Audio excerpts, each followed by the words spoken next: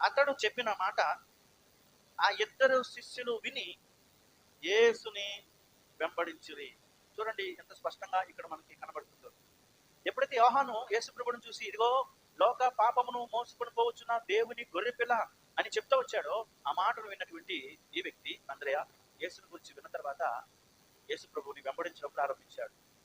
అందుకే 40 వచనంలో నేను చెప్పాను, యేసుని వెంబడించిన వాడు కదా, యేసును వెంబడించిన, యేసు మాట విని ఆయనను వెంబడించిన ఇద్దరిలో ఒకడు సీమోను పేతురు యొక్క సహోదరుడైనటువంటి అంద్రయ. ఎంత స్పష్టంగా ఉందో చూడండి.